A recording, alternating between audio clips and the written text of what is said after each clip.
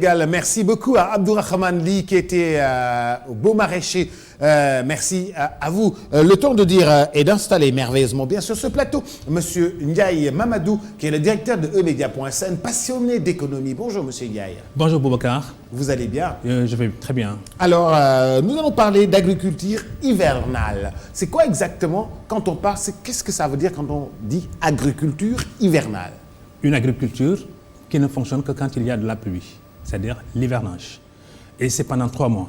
Or, ces 3 mois également ont évolué dans le temps, puisque à un moment donné, nos arrière-grands-parents, ils avaient un calendrier assez fixe. Mais au fil du temps, le climat s'est déplacé, il s'est désorganisé, et c'est ce qu'on appelle aujourd'hui un changement climatique. Si bien que les paysans n'arrivent pas encore à s'adapter au nouveau mode climatique. Et du coup, ça perturbe donc et leur planification et la saisonnalité donc des cultures.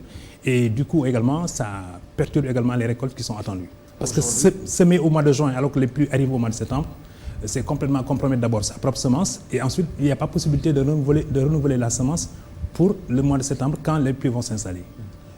Aujourd'hui, la pluviométrie a changé de date d'arrivée. Tout est bouleversé en fait. Oui, une belle idée là, de date d'arrivée. Effectivement, c'est comme un avion, il faut le prévoir. Donc la météorologie est mise en œuvre. Les techniciens de l'agriculture sont mis en œuvre. Tout le monde donc préconise aujourd'hui ce qu'on appelle l'adaptation. C'est-à-dire, puisque le cycle de l'hivernage a progressé, il s'installe beaucoup plus tard, il faudrait également que les paysans eux-mêmes s'adaptent. Ils ne sont plus à l'horizon de détecter les premières pluies à partir du mois de juin, mais il faut maintenant qu'ils déplacent le système de prévision vers le mois de juillet, août et même peut-être fin septembre, début septembre, autant pour moi.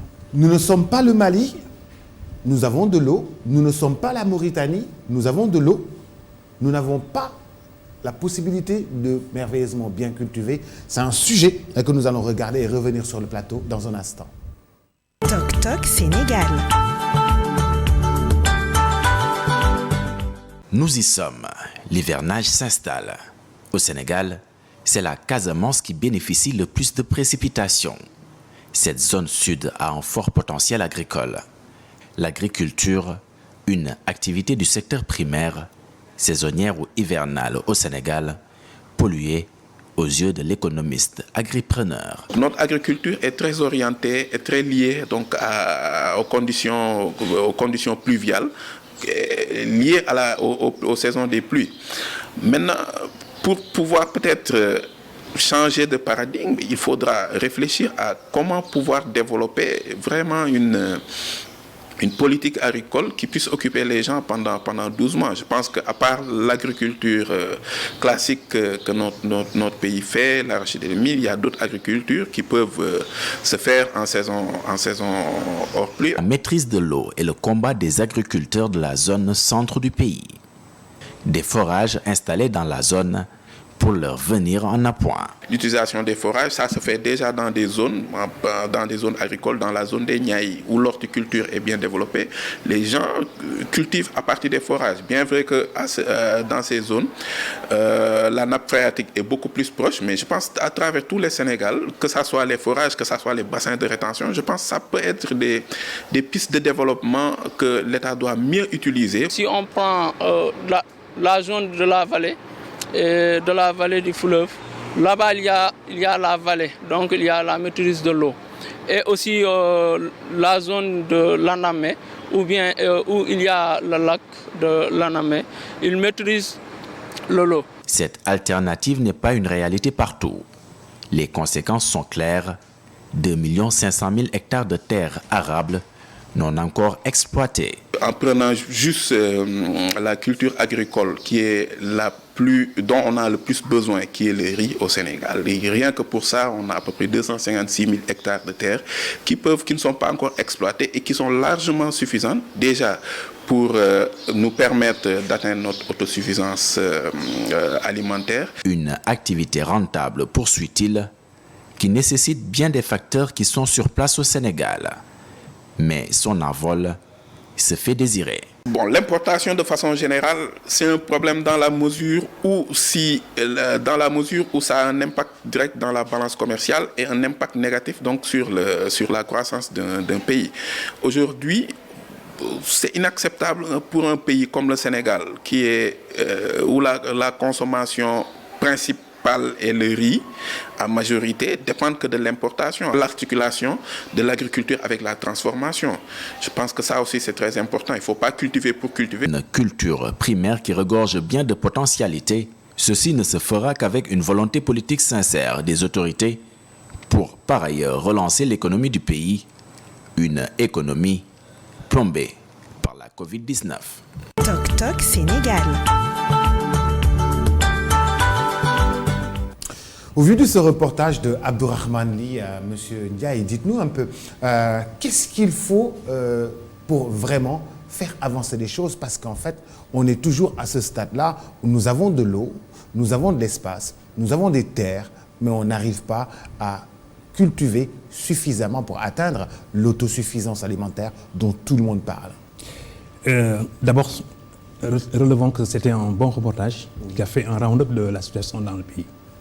Boubacar, je pense que ce qu'il faut, c'est d'abord une maîtrise de l'eau. Si on maîtrise l'eau, on a la possibilité de distribuer l'eau à l'échelle de la nation. Ça veut dire quoi? Ça veut dire que même les zones arides disposent de l'eau et il faut aller simplement l'extraire. Parce que nous avons une forte et riche nappe phréatique, mais qui n'est pas exploitée, qui n'est pas mise en valeur. Nous avons également des eaux en surface. Prenez le sud, c'est le fleuve, la Casamance, il y a la Gambie, c'est des fleuves. Vous allez au nord, c'est encore des fleuves. Même au centre, il y avait ce qu'on appelait à l'époque justement les vallées fossiles. Donc tout ça, c'est un réveil simplement du potentiel dormant au plan hydrique. Et ensuite, il faut, puisque vous me demandez toujours ce qu'il faut faire, il faudrait également faire comprendre aux politiques, mais faire comprendre aussi aux paysans qu'il y a nécessité de moins dépendre de la pluviométrie. Parce que la pluviométrie nous a fait des tours jusqu'à présent.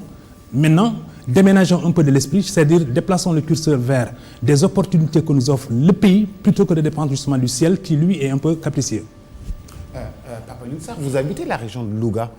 Il fait très chaud et on ne cultive pas l'ensemble des espaces. Il y a des espaces, mais ce que semble me dire M. Ndiaye, même dans les régions arides, il y a de l'eau. Il y a de l'eau à Louga, mais on ne cultive pas grandement. Et on dit chaque jour qu'un titre, c'est un lieu d'énonciation anticipée. Quand on dit agriculture hivernale, il y a un paradoxe. On devrait dire agriculture annuelle pour dire agriculture à temps plein.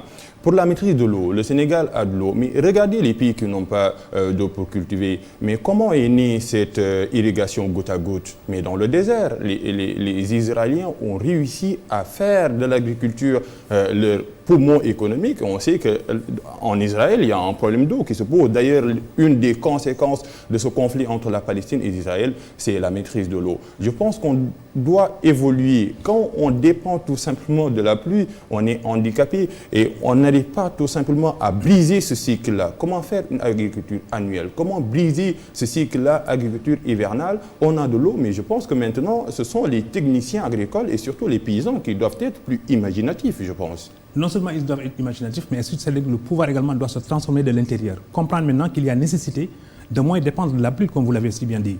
Mais mieux, quand on a maintenant ce potentiel hydrique qui est là sur place en souterrain, il faut voir peut-être avec les ingénieurs, il faut voir avec les techniciens, il faut voir aussi avec de l'expertise extérieure, parce que ça aussi, ça compte dans le cadre de la solidarité justement et de la coopération internationale.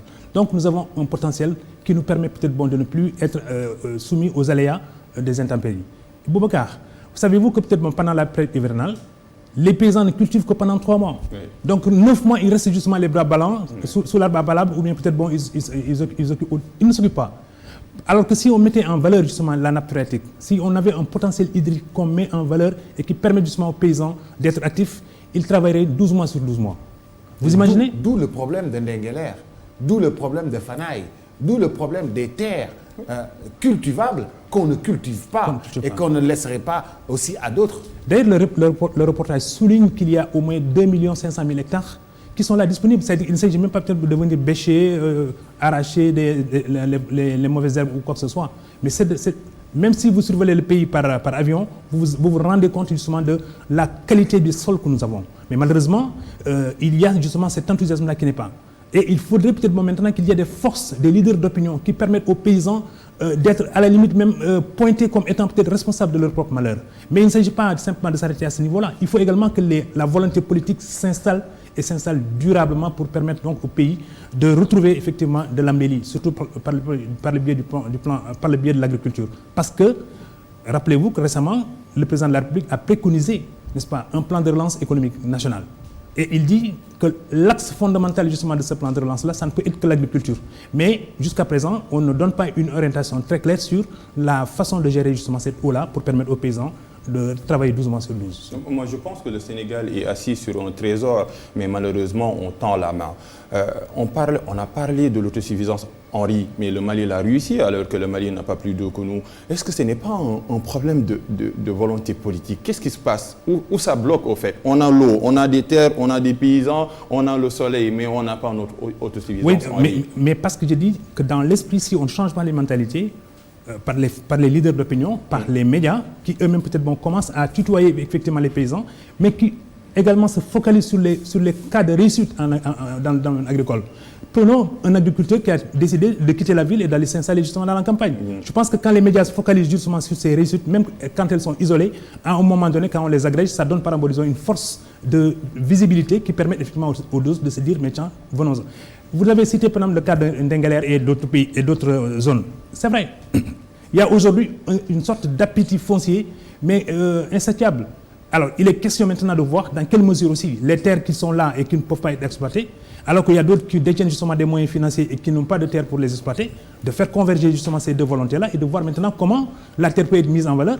Les détenteurs également de capitaux peuvent venir et mettre, disons, leurs investissements en mouvement et permettre au pays donc de réussir une belle combinaison entre les détenteurs des terres et les propriétaires justement des avoirs financiers. Et vous avez raison, on ne doit pas opposer le secteur privé et le monde rural. On ne doit pas briser ce couple-là. À mon avis, non. Et nous sommes en train d'activer ce levier-là entre le président de la Sedima et les populations de Nengling. Ça doit être un pont parce que les pays producteurs ont besoin des investisseurs, les investisseurs ont besoin également des producteurs. Mais à mon avis même, le président justement de la Sedima, ce n'est pas pour que je plaide pour sa cause, mais il est d'extraction rurale.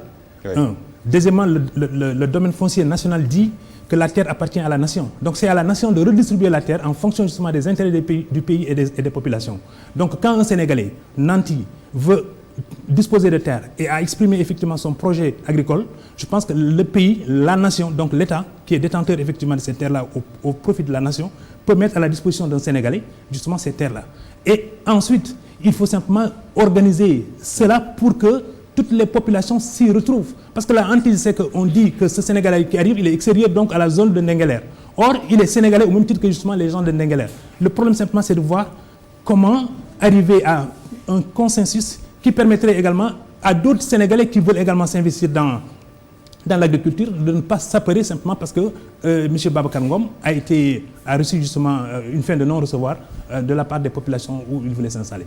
Il y a Senghor qui disait pour conforter vos idées que je préfère un mauvais compromis qu'une bonne guerre. Je préfère un mauvais compromis, une bonne guerre. Il y a tout simplement un problème de communication. C'est très émouvant, Boubacar. C'est très émouvant la terre.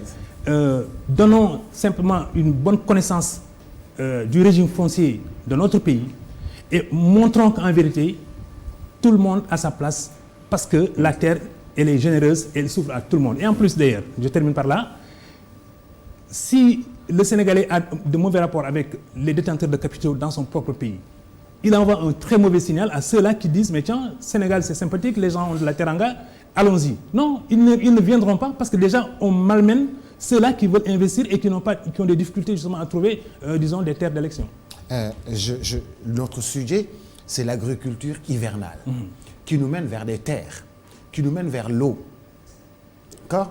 Moi, ce que j'apprends aujourd'hui sur ce plateau de Tok Tok Sénégal, c'est qu'en fait, nous avons des Sénégalais qui vivent sur des terres qu'ils n'arrivent pas à exploiter grandement, mais qu'ils exploitent quand même. D'autres, plus nantis, ont la possibilité de l'exploiter grandement. Comment arriver à faire de telle sorte que les habitants de Ndingler s'associent à M. Ngom, d'accord, ou s'associent aussi pour s'associer à Sidima, pour pouvoir bénéficier du savoir-faire, des richesses qu'apporte Sedima, de l'expertise qu'apporte Sedima, pour que cette fusion-là soit bénéfique à la nation, soit bénéfique à Ndingler et soit encore, qu'on ait encore la possibilité d'exploiter ces terres-là qui sont à perte de vue. Absolument. Et qu'on n'arrive pas à exploiter. Et que Ndingler en bénéficie grandement, M. Ndiaye. Je précise que quand on parle de Ndingler, on parle de l'ensemble des zones qui ont l'ensemble des autres zones, hein, qui aussi, parce qu'en fait, moi, quand je traverse la région de Thiès, je vois des terres à perte de vue. Quand je traverse Louga, des terres à perte de vue. Et vous allez plus loin sur la vallée. Plus loin sur la vallée, c'est des terres à perte de vue. Sur la vallée, dont je suis issu justement de la vallée, c'est 240 000 hectares disponibles tout de suite. Alors, on n'a même pas besoin comment arriver à faire cette jonction? Alors, il faut que l'État rassure les populations. Mais deux, il faut que les populations également déménagent un peu dans l'esprit, en se disant que ces terres, certes, nous appartiennent parce que nous les avons héritées justement de nos aïeux. Mais on ne peut pas se contenter de dire simplement que ces terres m'appartiennent alors qu'elles ne sont pas mises en valeur. Donc il faut que l'État aussi joue la jonction avec effectivement les gens qui sont détenteurs de moyens, en leur disant que vous arrivez, mais comprenez que peut-être si vous ne faites pas un effort en direction des populations, vous êtes considéré comme un envahisseur. Il faut supprimer justement cette cage où les gens sont considérés comme des envahisseurs. Ça veut dire quoi? Il faut procéder à ce qu'on appelle la nomenclature des qualifications chez les jeunes Sénégalais. Il y en a beaucoup parmi eux qui ne sont pas qualifiés pour être justement des travailleurs agricoles. Ils n'ont de rapport avec la terre que durant l'hivernage. Mais il faut changer de paradigme. Il faut changer donc le cycle de perception de la gestion des terres. Aujourd'hui, en pleine saison de sèche, on peut valoriser justement la terre au même titre que quand c'était durant la période hivernale. Donc, l'essentiel, c'est de déplacer peut-être les préoccupations, de requalifier les jeunes, d'investir judicieusement dans les infrastructures dans certaines villes. Vous savez, notre ami Babacar Ngom, peut-être qu'il a dit des choses assez belles, mais tenez, il dit, par mon entre-gens, j'ai permis peut-être à Ndingler de disposer d'une route. Mais les gens de Ndingler vont percevoir qu'un Sénégalais pouvant amener la route jusque chez eux est plus puissant qu'eux-mêmes qui, collectivement, n'ont pas pu amener justement une route chez eux. Or, ce qu'il fallait faire de ce point de vue-là, c'est de montrer qu'il y a une pertinence à installer une route d'un point national à ce village-là, sans autre considération que peut-être de décloisonner d'abord le village, mais en même temps de remettre tout le potentiel en valeur et permettre aux paysans de s'y retrouver et s'il met des routes, il amène certainement l'électricité. Oui. Il amène certainement d'autres bonnes choses qui vont arriver, parce qu'il y aura une vie d'ouvriers agricoles, d'autres choses qui vont être autour. Et vous le dites si bien que, en fait, une route, ça décongestionne, ça permet peut-être, dès qu'on récolte, de pouvoir peut-être le positionner justement sur des marchés ouverts, mais ça permet également d'accroître les revenus des populations. Une femme peut quitter Ndingler le matin, aller peut-être à Signa et peut-être accessoirement aller à Thiès. Donc du coup, dans la journée, on fait mouvement vers différents pôles d'attraction justement des produits dont elle dispose. Et en plus, au plan médical, on transporte facilement peut-être un malade délicat. Un médecin peut intervenir directement sur le coup de téléphone. Et puis avec la géolocalisation, Ndingler retrouve par exemple, disons, une certaine centralité. Et quand je dis Ndingler, je parle de l'ensemble des zones. Donc Ndingler retrouve une certaine centralité, une certaine attractivité. Et du coup, tout son potentiel donc, est mis en valeur. Devient célèbre, Papa Limsa. Il y a un magnifique arbre à palabre à Ndingler. Dans la société traditionnelle, on palabrait quand il y avait des différends. Et je pense qu'il y a un magnifique arbre à palabre à Ndingler, Babacar Ngom, et les populations de Ndingler devraient s'asseoir pour discuter parce que c'est le seul chemin qui mène à une bonne issue, je pense. Merci, Papa Lunsar. Monsieur Ndiaye, pour terminer. Oui, il a utilisé une belle métaphore, une très belle image justement de cet arbre-là. Mais en vérité, je pense que toutes les populations sont disposées à écouter les pouvoirs publics. C'est les pouvoirs publics qui sont intermédiaires entre les citoyens et les citoyens. C'est les pouvoirs publics qui expliquent effectivement à tout le monde aussi que la nation est une et indivisible. Mais c'est les pouvoirs publics également qui doivent donner la faculté de comprendre que le pays, non seulement il est un, mais que d'un bout à l'autre, il y a une chaîne de valeurs qui peut être construite, édifiée et permettre à tout un chacun de s'y retrouver. Aujourd'hui, je dois pouvoir disposer des pommes de terre venant venant peut-être de Richard Toll, venant de Nyanga ou bien peut-être de Eddy. Je dois pouvoir en disposer sur ma table ici à Dakar. Mais le problème maintenant, c'est la conjonction de ces efforts pour permettre au pays, sans doute, de renoncer pendant une bonne longueur des produits importés pour permettre aux Sénégalais de consommer justement ce qu'ils produisent. La dernière question, est-ce que ces problèmes-là que le Sedima rencontre avec Dengueler, c'est les mêmes problèmes que l'on rencontre en Guinée, au Mali, au Burkina?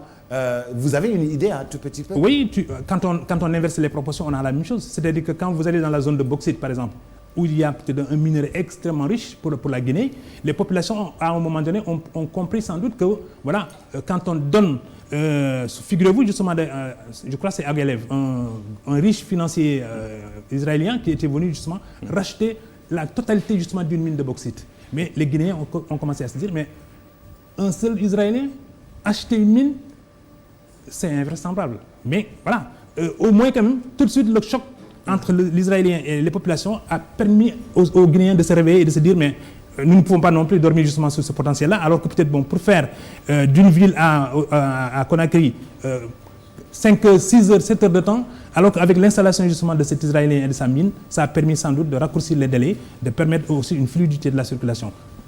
Partout ailleurs, c'est la même chose. Vous allez en Sierra Leone, vous allez au Libéria, vous allez peut-être en Côte d'Ivoire. Les terres aujourd'hui donnent de l'appétit au monde.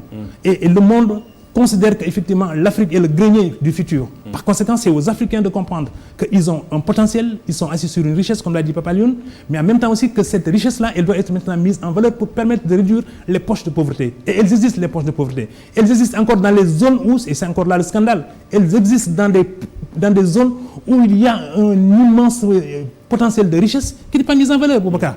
Je termine en disant simplement qu'il y avait un riche homme d'affaires sénégalais qui s'appelle Tchernobas. Yorobas plutôt. Yorobas. De Ourossogui. De Ourossogui et de chez vous.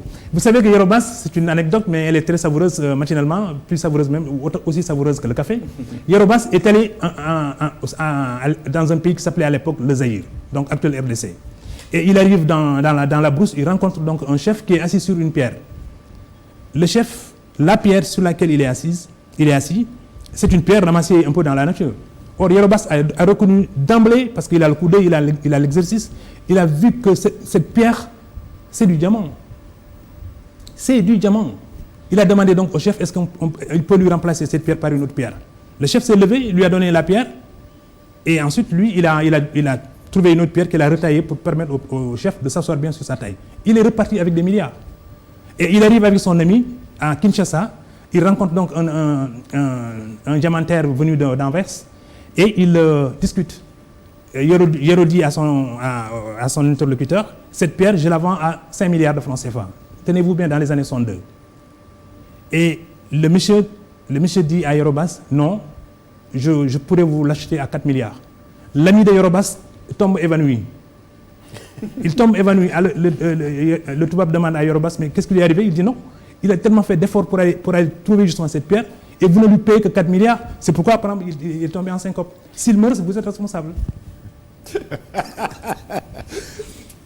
Feu Yorobas, milliardaire de Ourossogui ou milliardaire de chez nous, dans le Fouta. Merci beaucoup.